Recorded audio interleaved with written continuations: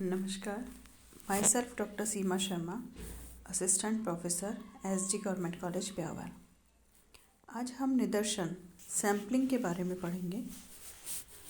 निदर्शन या सैंपल सामाजिक अनुसंधान एवं सर्वेक्षण की आधारशिला है। क्षेत्र से अनुसंधान संबंधी आंकड़े दो प्रकार से एकत्रित किए जा सकते हैं।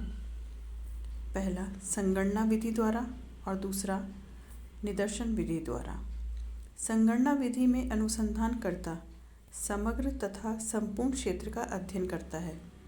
सामाजिक अनुसंधान में अध्ययन का यह दूसरा तरीका है कि समग्र में से कुछ इकाइयों को प्रतिनिधि के रूप में चुन लिया जाए और उनके संबंध में आवश्यक जानकारी प्राप्त की जाती है। इसे ही निदर्शन विधि कहते हैं।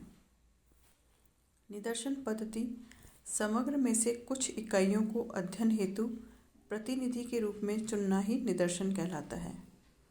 गुडे और हार्ट के अनुसार एक निदर्शन, जैसा कि इसके नाम से स्पष्ट होता है कि विस्तृत समूह का एक लघुत्तर प्रतिनिधि है।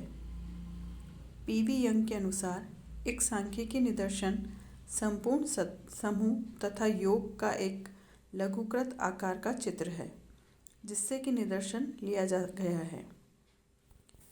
बुगार्डस के शब्दों में निदर्शन एक पूर्व निर्धारित योजना के अनुसार इकाइयों के एक समूह में से निश्चित प्रतिशत का चयन है।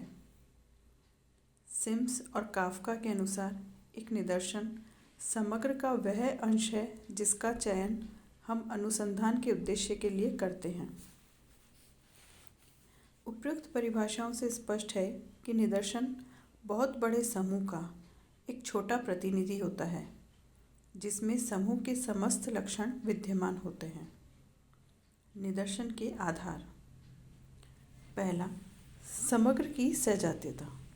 कोई भी निदर्शन किस लिए लिया जाएगा या किस में से लिया जाएगा, इसके लिए बहुत सी बातें आवश्यक होती हैं, जिसमें से पहला है समग्र की सजातीयता।